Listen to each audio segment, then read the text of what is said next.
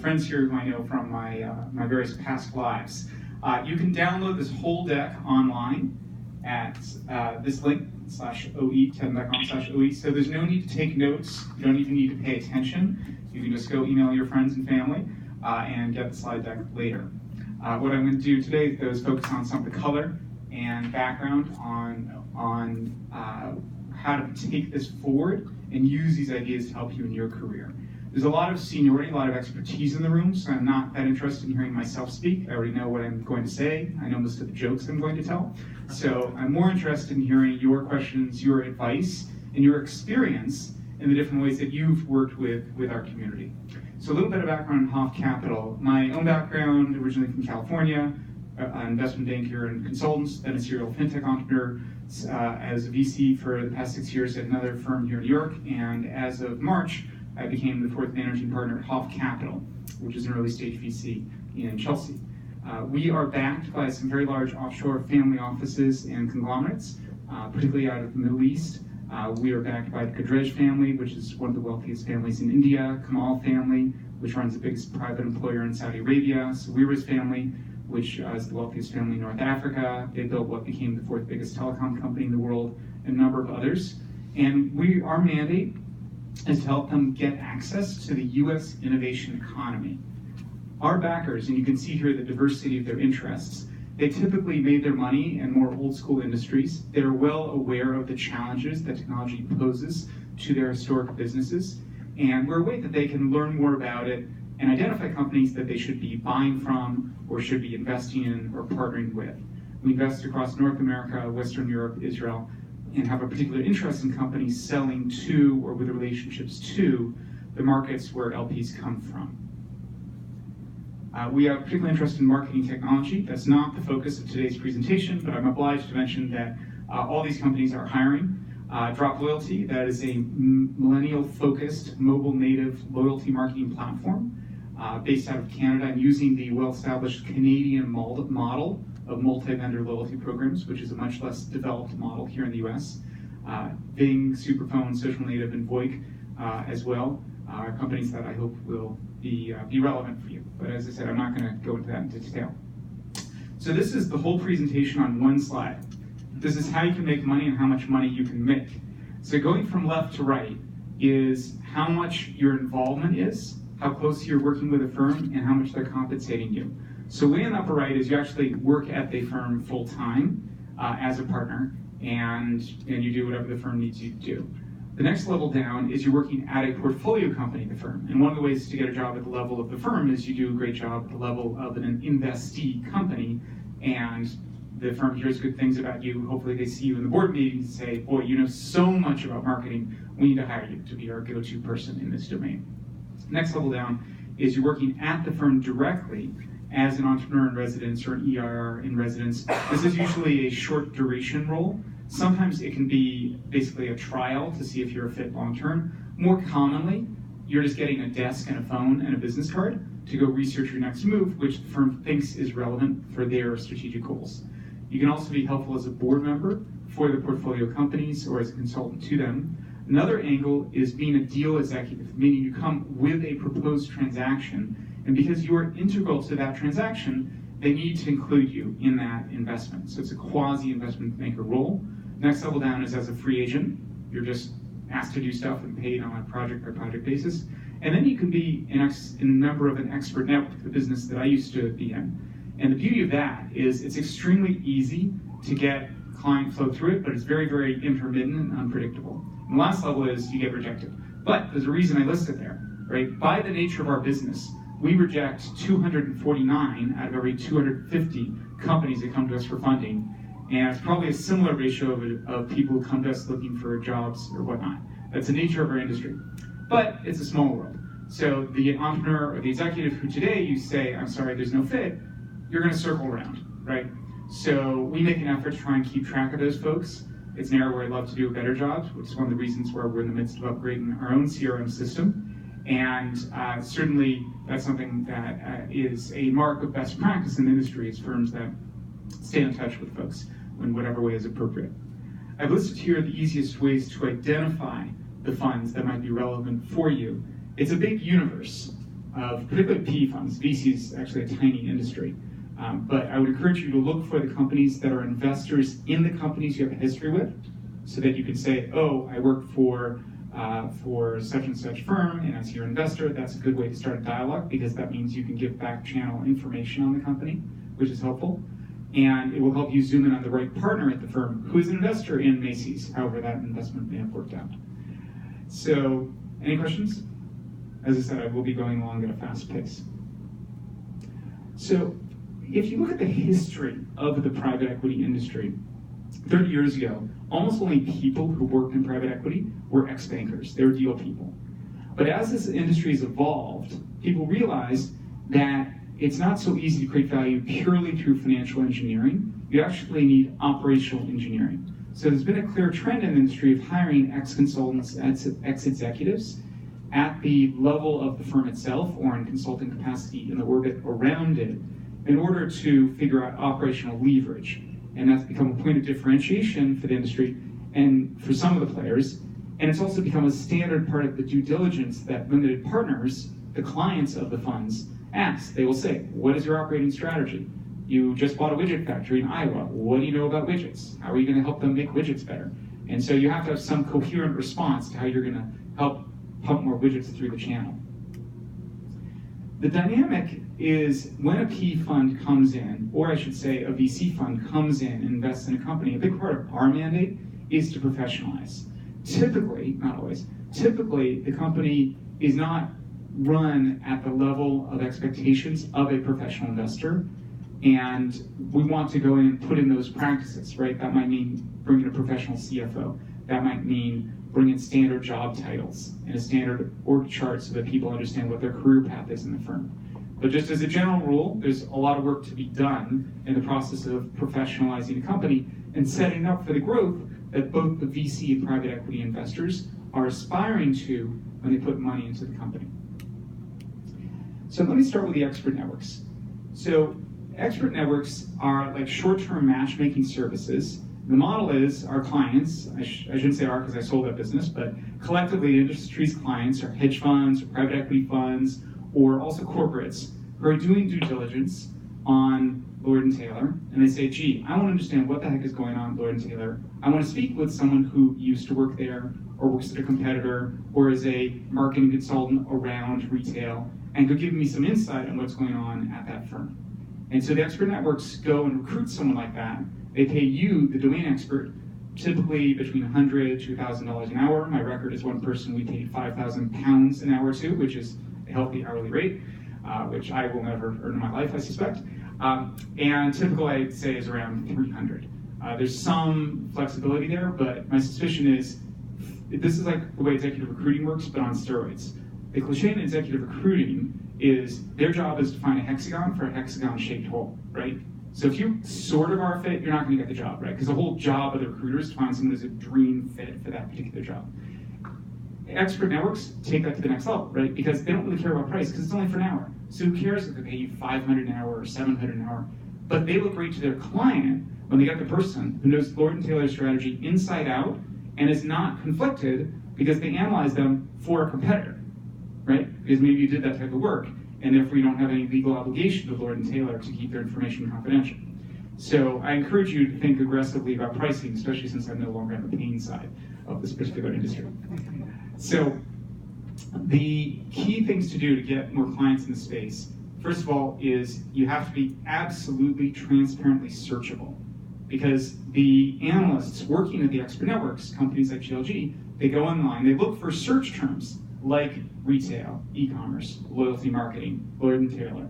And if you don't pop up, you don't exist. You're not going to get a call for that engagement. So it's absolutely worth your time to keyword enrich your LinkedIn and your resume. Don't worry about length, right? The whole rule about a one-page resume, totally relevant. And keep your profile current in the different expert network databases. It's also helpful to increase your public visibility, for example, by being quoted in the press about whatever topics you hopefully have some domain expertise on. So the benefits to you are you're working with hopefully smart people. You're going to learn something about trends in the investing world from the questions they ask. When they talk about Lord & Taylor and their view on it, I might give you some guidance on your own assessment of whether you want to work with a firm. You get paid not just on an hourly basis for your work, but you can get paid referral fees for introducing your friends from sorry, EMA, executive firm, my mistake, to the group. You also can, you get smarter by the course of potentially on-call consulting. In other words, they might say, I want you to dig deeper into this issue around Lord & Taylor, and you spend 5 hours learning about it, like any consultant, right? You're going to get smarter when you do that particular work around that topic. The big advantages relative to other options are there's no fixed cost to you other than your time for signing up. There's no marketing cost. It's not like being the traditional consultant where you spend easily a third of your time networking, trying to get clients. You just sit at home and you get calls if you have expertise that's in demand, which is a big if. So taking Lord & Taylor as my example, in the middle of the circle here. The expert networks want to talk with anyone who has knowledge about Lord & Taylor and is unconflicted. That could be competitors, could be suppliers, could be clients, could be domain industry consultants. Any of those folks will have something to say about it. I've listed here the largest expert networks. The leader is GLG. My own firm got acquired and then got reacquired, so I'm not listing it because it's not so relevant here. But I would encourage you to sign up for, really, if you've got the bandwidth, all of them, because it's easy just to upload your resume and it costs nothing. And you never know where the next gig will come from out of the different players. The big four, I'd say, are AlphaSites, Coleman Research, GLG, GuidePoint, and the others are also active, particularly in certain niches like China or the medical space or whatnot. So related businesses, being an independent consultant at the high end. So firms, for example, like Business Talent Group, they specialize in ex-Bain, BCG, McKinsey level people. So instead of paying them McKinsey level rates, you're paying them direct consultant level rates of a couple $100 an hour. And they've carved out a nice niche for themselves, providing access to those folks. And I think that's a very logical model for people like the Executive Forum. I've listed here some of the major players both in Europe and the US. And even though you're not based in Europe, I would encourage you to register there as well, because inevitably they're going to want to understand, for certain situations, a US perspective on matters. Another related space is networks of financial professionals. The interesting thing about the finance function, it probably translates best of any function of business across domains, which is why, from what I've seen, there's a much bigger business of being an interim CFO than interim marketing exec, at least in the US. By the way, if you disagree, I'd love to talk with you offline, but that's what I've seen so far. So I've listed here some of the firms that specialize in M&A and what I would think of as new MBA level work, like Accordion Partners, which has people with 2 years, 5 years, 7 years experience at large banks or large private equity funds who can do valuations and other work for you. And we have more slides. Okay, there we are. So another related space is the interim exec space. This is much, much better developed in Europe than here, and I think the reason is, no surprise, because it's easier to fire people in America. In Europe, I found a lot more serious providers who are running thousands of engagements per year and providing 6 months, 9 months, a year worth of work for the executives filling these slots. Sometimes there's a very, what by American standards I would call conventional explanation. For example, the company's in the process of being sold, and they knew the new management is going to want to bring their own marketing person, and the old marketing person left, so they need someone in that seat, but they know a priori that person probably won't have a job a year from now, so they define it as an interim role. Other times, I think it's more they just don't want to pay the overhead of a full-time permanent person, and this gives the employer some more flexibility. So legal issues aside, these are also a good set of resources to have on your radar if these sort of interim roles are of interest to you. So in the expert network space particularly, which is the area where I personally have the most background, the most common engagement modality is you get on the phone and you talk with a client and they explain it. You explain your business.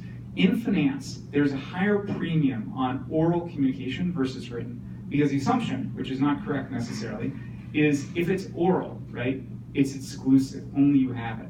That's why they call it the whisper number. You've heard that expression? So when you're talking, they say, gee, I'm so smart. I'm 27 years old. I'm an analyst at some big hedge fund. I'm so smart at asking the sharp, pointed question. I'm going to get that special insight that I'll trade on. This may or may not be true, but that is a widely held industry perception, which helps justify you charging $700 an hour for your wisdom. The next model is you actually write something, write a report, if the client requests it. And then there are all the other traditional engagement models. But overwhelmingly, it's about the phone calls and sometimes the in-person meetings, where the client is paying not just for knowledge, but the perception of valuable knowledge. And that also goes into your brand, right? If you are seen as authoritative, you speak with confidence, not with too much equivocation, then they feel like they got more for their money. They feel more confident in their own trade that they're putting on based on your input into the space. So if you want to play in this ecosystem, it's important you maintain a good reputation with the expert network because they're selling you, right? So very important to be fast in responding, yes or no. No is totally fine, but just responding when the network reaches out and says, are you available to do a consult? And maintaining confidentiality obligations, that's also critical. What they're vetting for is, of course, relevant industry knowledge, compliance, meaning you don't have some legal obligation that you're potentially running afoul of by doing this consulting. They also want comfort that they're presenting someone who will not embarrass them. Keep in mind, the person doing the vetting, even if they're a domain expert, because some of the expert networks will hire a real marketing executive to run the marketing vertical, that person inevitably is a generalist, right? They can't possibly know loyalty marketing deeply if they grew up in search engine marketing. So they just want comfort that you know enough that you're going to sound smart and you're going to present well and won't have the client call and say that person was useless, right? That's their worst case scenario. So how do you give them comfort? So that goes into easily translatable credentials. Like you spoke at industry conferences, that says that you are good at speaking and communicating. You appear in industry magazines, that means you're networked. You have experience consulting, that's always good, of course. And you reference the companies that are of interest, right? Because if you're one of the few people who lists Lord & Taylor as a company in your coverage universe, that immediately enhances your credibility versus the equivalently competitive person who didn't list that company as a company that's of interest, because they didn't think through the implications of the search engine optimization of your resume. What they don't care about are social skills. That might be good news for some people. And they don't care about your management skills, because this isn't a job. This is just about knowledge transfer. So a couple of considerations as you update your bio is explain the origin story. It's not credible when you say, I know a lot about Lord & Taylor. Well, you know, my mom shops there, it doesn't count. What you want to say is, I did an in-depth competitive analysis because I worked with Macy's, and I spent 6 months digging deeply into Lord & Taylor, right? Or something else that sounds legit about how you have deep domain knowledge of this company. You also want to talk about how you're staying current, because you're always fighting against information decay, particularly in the hedge fund universe, which is so sensitive to what will happen in the next quarter. So if you can say you just went to a recent industry conference and you're in touch with a lot of players, right?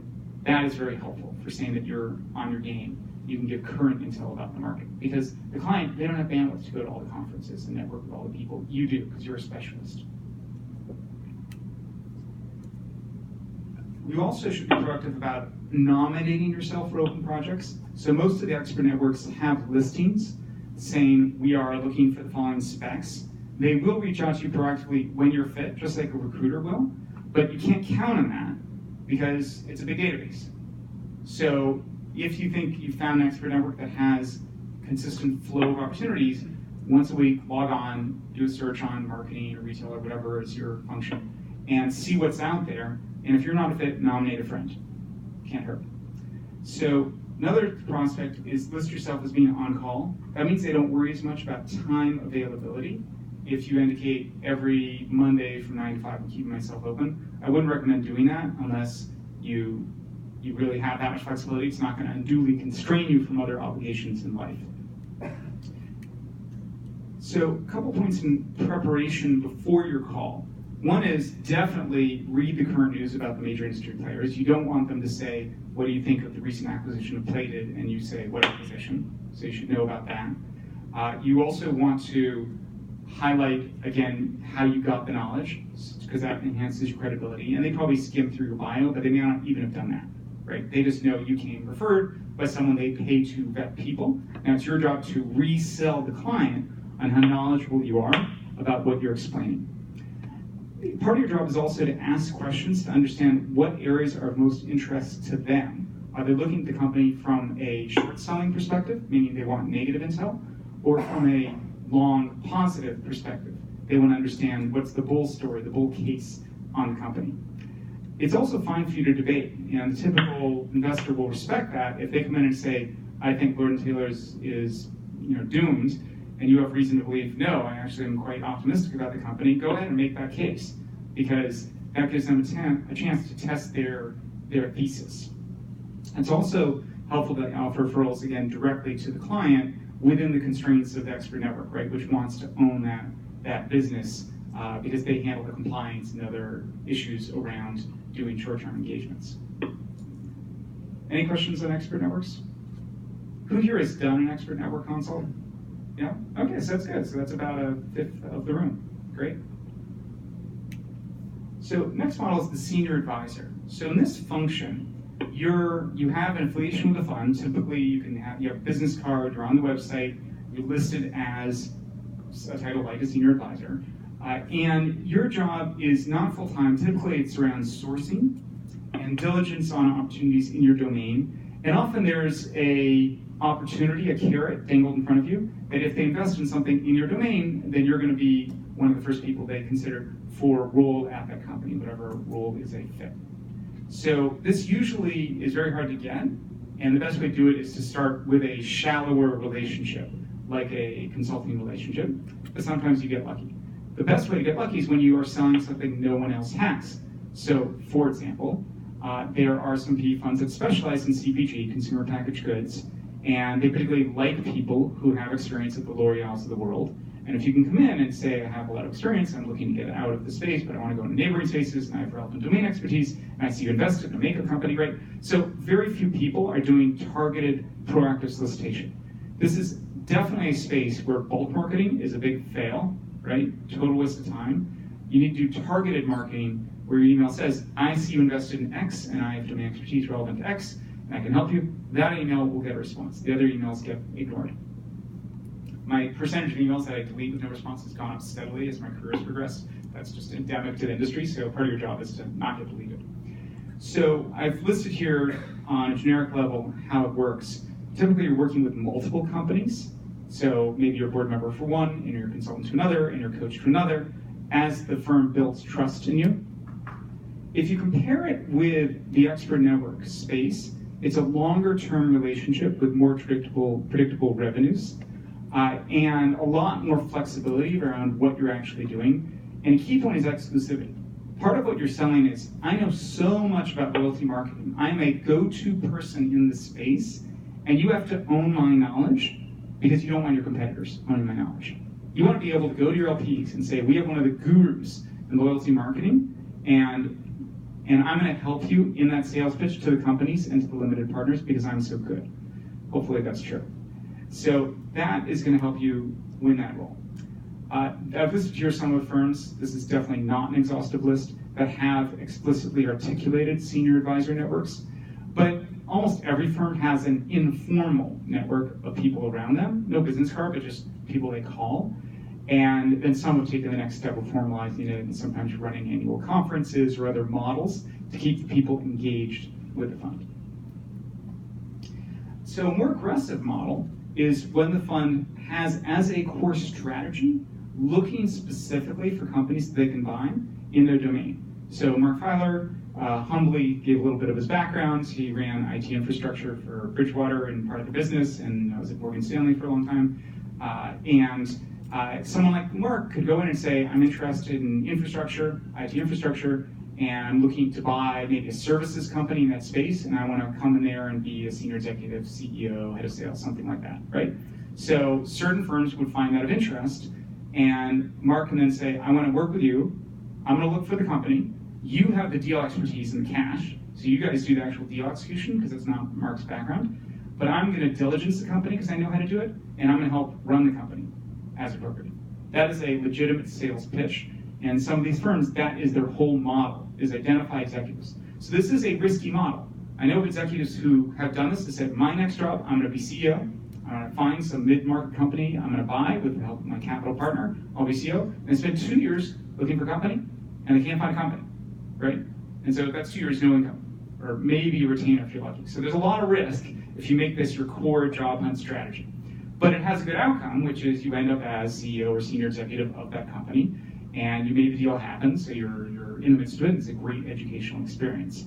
I encourage you to think carefully about the implications of doing it, and if you have the risk tolerance, the closest comp and the best source of public data on this is the search fund universe. Search fund, that's the term to search for if you want to search for it, is a specific type of P fund where you get a very little bit of capital. Typically it's new MBAs who do this, like a mil, and you spend 1 year to 2 years just looking for a company to buy, and then when you buy that one company, you round up capital from your investors and then go buy a company. And that space, the search fund space, typically has a 2-year window to finding a company to buy. That's just the nature of doing that type of model. And these are people working full-time on it without typically family obligations or other things that might slow them down. So I've also listed some funds here that have specialty funds for executives, where they might waive the fees or have lower fees because they're raising capital from executives who they consider friends of the firm. And this is a way that they can increase their proximity to executives in the space. This is also a selling point, right? Just like I sold Hoff to you by saying we have some great limited partners that I can disclose. So some of these firms will also advertise, we have such and such CEO of a public company as an investor, and if we work with you, you're gonna have some ties with that person. So the next model is board of directors. Any questions so far? Any experience people want to share? Yes? On the expert networks, will they reimburse you for any prep time, or you're responsible for that? Part of the logic of this whole model is that you don't need prep time because you're an expert. That said, it's certainly legitimate for you to ask, and then it's up to the client to approve or not. But just be aware that you reduce your credibility if you say, I need 20 hours to get up to speed on Lord and Taylor. The dynamic I've seen is you do an initial call with the client says, gee, I'm really interested in X, and then you say, do I have your approval to spend 3 hours doing a write-up in preparation for our next call, and you document it with CC to the expert network, and then you're golden, right? And it's of course much easier once they've had that initial call. Other questions or comments? Okay. So the next model is the board of directors model. So we are an early stage VC. We invest typically at the seed and Series A, although we do put together special purpose vehicles for later stage investments. We recently did one into Drive.ai, which is a much later stage transaction, and we're working on another one now in the cybersecurity space.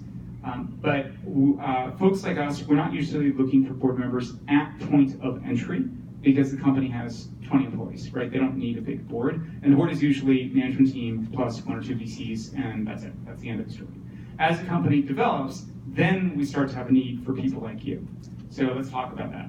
At the Series B level, Series B, for those not familiar with it, means typically the second or third. I know that doesn't line up, right? Like B is the second letter of the alphabet, but the industry's evolved such that that now means something other than it used to. So at that level, you start to potentially want an independent director to come in. So part of the challenge here is there aren't that many slots and people are risk averse. So the people who have these slots, they tend to get the slots again, which is one of the reasons why boards of directors are known for not being terribly heterogeneous. But once you break in, then it feeds on itself. And you start to get known in the community as a relevant and value-added board member. So here's some data on what boards look like today. This is at the level of the public companies. So they're older, they're an average age 61. They're often retired, and there is definitely a push towards diversity. So for those of you who are women or come from a background other than the traditional white background, that is a sales point for a lot of recruiting firms and boards of directors who are proactively looking for people who look like what America will look like in 2040, which is majority minority by 2040. So you'll see this in the data about new directors, where they're more likely to be women. 20% of new independent directors are women. But that said, and collectively in public boards, 10% of boards have no women at all. So there's certainly room to improve. So the profile is XEOs heavily, but 18% are functional heads. So that indicates room for folks like you. I would say there's more diversity by level in my world at, say, a Series B, C, D tech company. Because often the person who's a CEO of such a company is typically very busy, and so you often get more value. If it's a marketing company, you get someone who knows the marketing function really well. I don't have data offhand to support that, but that's my general perception. So here's some data on comp. You're typically starting to see dollar comp by the level of the Series C stage, call it. And then it goes up from there, no surprise, as you get into larger companies. And again, the slide deck is all downloadable, or at least viewable. I've listed here some links to resources to go more in depth on this topic.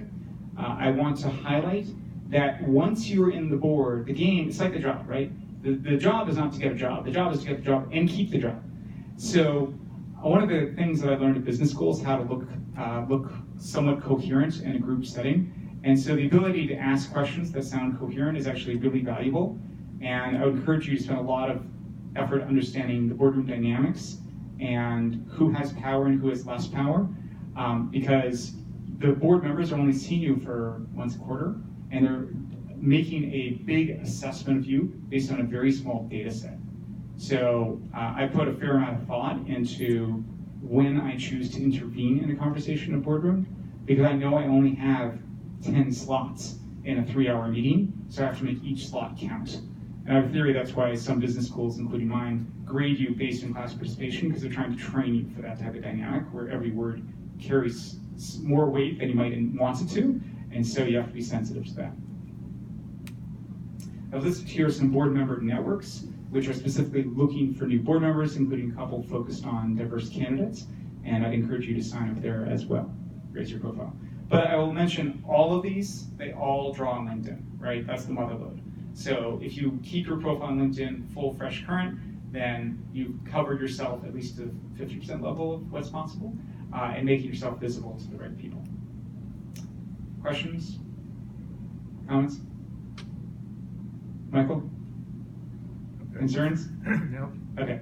So last model I want to dig deeper into is the deal executive. The model of coming in and saying, I want to buy a company, but I don't have 100 mil lying around, so I need your help to do it, or I want to put together a transaction. So of some other sort, like a spin-off of your prior corporate parent, because L'Oreal wants to spin off one of their brands, something like that. So this, as I said, is a risky strategy, but can result in a very, very good outcome.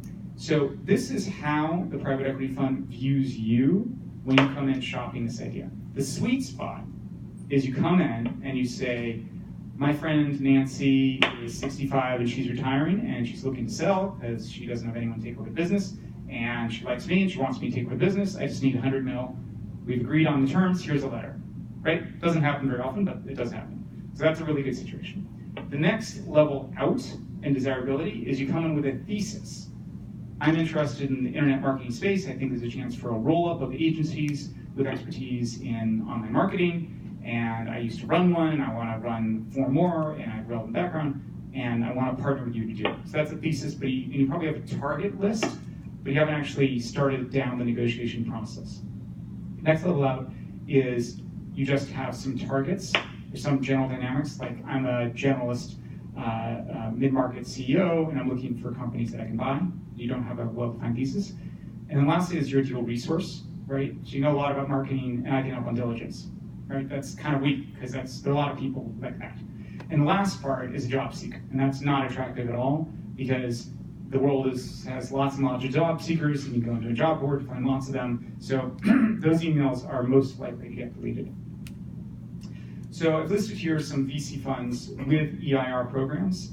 This is different. This is usually funds who see you have a background running startups successfully, and they want to be part of your next story, and you haven't quite figured out what the next story is. So you sit on premises and you research it, and we have someone right now at our firm who is working on a startup idea with a couple of people, and he's already got a website and has some initial traction. So that's a valid model, but you have to have the credential typically of having worked at a successful tech company in senior role. You want to come in with an articulated deal thesis, and I've listed here the components of a good thesis. So, of course, this ties in with your background, but it has to be tightly scoped so that it is credible that you're going to go out and find the companies that meet this, and you will be credible when you reach out to the CEO and say, I want to work with you potentially over the next 10 years, I want to own you. You probably don't want to phrase that, because that's kind of a scary thing, right? But you want to say, I want to work with you, I want to collaborate with you, transition, I want to own you. So you also will want to make sure that you have kept enough secret sauce to yourself. In other words, if you come in with a 100-page plan and the phone numbers of the CEOs, there is a higher risk that they're just going to circumvent you, especially if you give out juicy information like the CEO is 65 and doesn't have any children or someone else who she thinks can take it over or someone in-house. So she really needs to exit, right? Funds love that story because she has time pressure, right? She's getting older and doesn't have a logical heir. So you don't want to give out too much detail like that. You just want to say this is industry and maybe here are some names. And what you're saying is, you want to play this game, you have to pay me, right? I am the doorway to the industry in which you're trying to do a deal. So what you have to offer is you have significant experience, typically 10 plus years. You really ideally should have some capital you're willing to put into the game. So you say, I'll put 200K of my savings into this company once we agree on the company. And the number, whatever that number is, it should be ballpark proportionate to where you are in your career, right? So you're 60 years old, you were a CEO of a public company, it should be, a meaningful 6-digit number. If you're 35, the expectations are probably lower for what they would view as meaningful. But the key thing is meaningful because they want it to hurt if the company doesn't work out. You also ideally come in with a team. I love it when I invest in a company and the CEO says, these 3 people, they worked with me at the prior firm. I am well aware that your coworkers know far more about you than I do. And so if they choose to quit L'Oreal to come join you at your new gig, that speaks well of how you are regarded. And if they don't join you, that says something else. So you want to be able to say, I have some past colleagues who are eager to work with me when I land this new situation. You also want compatibility. That includes timeline. So are you looking to run this company for 5 years and then exit? Are you looking to leave in 2 years and make a quick win? Depending on the nature of your capital partner, that may or may not be a fit. So you want to get some clarity around that and be transparent. They're going to do their own due diligence on you, your stage of life, where you live, how big your house is, so they understand where you're coming from. If part of your job is origination, looking for a deal, which is probably the case in this dynamic, you want to say, I can originate. And a common dynamic we see is you might be a good marketer or you're a good CFO. That is totally different than being a good salesperson / networker / originator, right? For this, you have to be someone who can make cold calls, can network at conferences, all the skill sets you look for in a salesperson. And you want to articulate that even if that's not your professional DNA, you understand that is what is needed and you're prepared to do that because you're gonna have to do it, right? Because you're selling yourself as, I am networked in this industry and I'm gonna help you find the right company. You also ideally are geographically mobile. It is unlikely, particularly in New York, where there are lots and lots of finance people, that there's some great acquisition opportunity within a 45-minute commute distance of Manhattan. So if you and your family are okay with the opportunity to move to Podunk, then good, because there's great companies in Podunk that are looking for a good CEO. I don't even know where Podunk is. Where? Iowa, thank you. I'm sure it's a great city, I've never been. Okay, so there are a number of investment banks and recruiters that specialize in this niche of matching up executives with funds. So go to an Akoya or a Harvey and give them your deal thesis, and they'll help you put the deal together and find the right fund. Of course, they then need to be paid as well. So part of the reason I've given you the database of funds is so you can bypass them. Of course, they do add value. They know about deal structuring, they know competitive compensation. So there are lots of situations where it makes sense to engage with them. But part of what they're arbitraging is they understand this dynamic, and most of you probably have not had the experience of being part of an M&A transaction of this type. So as you execute the transaction, you obviously need to do the normal diligence around the company and the investors in it. Your choices are, number one, you ideally, in the case of Nancy, the 65-year-old CEO, you've pre-structured it, right? She wants to sell, she has a timeline, and ideally you have guidance on valuation. More commonly, you only know there's a transaction opportunity, and then you have to think about how do I monetize this knowledge and how do I get myself in the flow of deals. So that's probably where you're going to go down. Part of what you're selling as someone coming in as a non-banker is you speak their language, you're compatible, you're going to work with them to have a smooth transition around the company. You also can possibly cut out some of the middlemen, like the investment bankers, because you can say, I already have a partner lined up, I have a fund lined up, because some companies, a lot of companies actually, don't like the dog and pony roadshow of showing their wares to 100 different funds. If they have a trusted relationship with you and they feel you're going to introduce them to a fund that will pay a competitive rate, then you get the much prized, quote unquote, exclusive deal, which is rare but does happen, where you're able to say, we're the only fund that the company is seriously looking at. Because we're such a good fit, we're so attractive to them, because I have such a trusted relationship with the CEO, and they want me to take over as CEO. So there's a 5-step process of making this happen. First is, you get to know the fund. So you reach out through the fund databases to the funds that are in your industry and particularly value your expertise, and you negotiate with them. You agree on your thesis, you agree on how you're compensated, which will often be somewhat loose because they don't know how big the company is or exactly if there's a role for you. But there's at least enough trust that you'll get paid something if a transaction happens and you don't get a job there, and then if there's fit for a job, you're going to be a top candidate for the job. Something of that ilk is a common structure.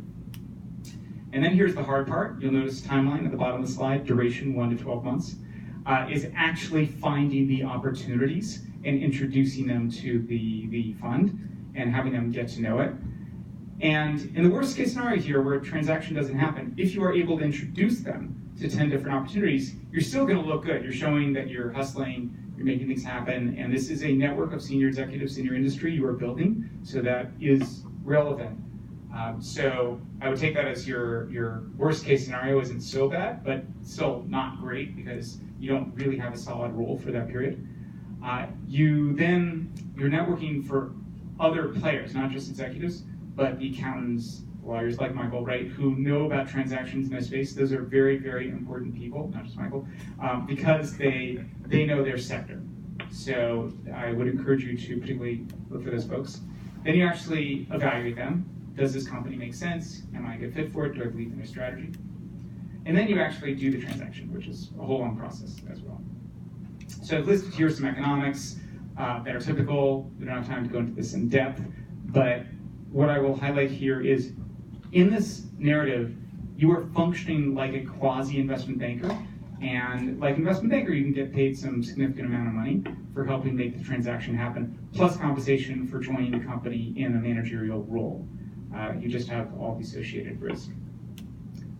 So on the startup side, which is the world where I spend most of my time, I've listed here some data points around compensation you can expect if you join a Series A, B, C level company. One of the structures that I encourage our companies to use is give people a choice. Say, look, you want a high cash compensation because you have a high burn, you live in New York City, I get it, so we'll give you less equity. We prefer people who are risk-loving and believe in the company. We'll give you less cash and more equity. And here is the trade-off. Here is the spreadsheet. You make the pick, right? So I would at least be prepared for that conversation and know your risk tolerance, your spouse's risk tolerance, for going in and having that dialogue, because that is a good way of making sure everyone is aligned. And it's totally legit that you may not be able to afford to take $50K because of your burn, but there are people who are senior who will take a lower comp because they really believe in the company. And those people, no surprise, are particularly attractive because they're really showing they believe in the company.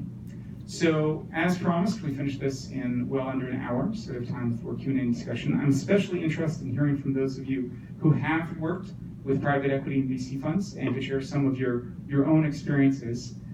What are your thoughts? So I have a question for David. So how important do you think it is that you have prior experience both as the CEO, the number one person, as well as having started at a early stage, have prior experience both good and bad at an early stage company in your world? So for private equity, you need to look as much as possible like the job you are trying to put yourself into, right? So ideally, you used to be CEO of a private equity-backed company, or you were the CMO, CFO of such a company. You know the language, you know the culture, you know the dynamics, and it's a logical next step for you. But you could, if you're angling to come in as the CMO, you don't have to be the CEO. You can identify and saying, I want to be the CMO for this company, and we'll find the CEO somewhere else. Right. Yeah, you can do that. It is most common that people are angling for themselves as CEO, but there's nothing that stops you from saying, I know a lot about marketing cosmetics. I'm looking for a $100 million cosmetics company, and I want to be CMO and I'm doing an awesome job, and we'll go find the right CEO. And in some ways that's easier, right? Because then you're not as threatening to the CEO of said company, because maybe that person keeps her job. I also assume it's hard if you've been a CMO to try to convince them you could be a CEO because it's a very different skill set. Well, but most CEOs come up through some functional background, right? Yeah. So there are certainly numerous CEOs who come up through a marketing background. So particularly in this audience, I feel obliged to mention that. Okay. Other questions or insights you'd like to share? Yes, Young. What's the attitude these days towards cross-border kinds of relationships and transactions? Well, that's a big question. I won't get into politics because it's too complex, shall we say. But certainly there are plenty of funds, especially in New York, who specialize in that. We have lots of cross-border DNA in our firm, in the Arabic, German, French, Hebrew-speaking spheres. And so there are people who would be glad to have a conversation with you.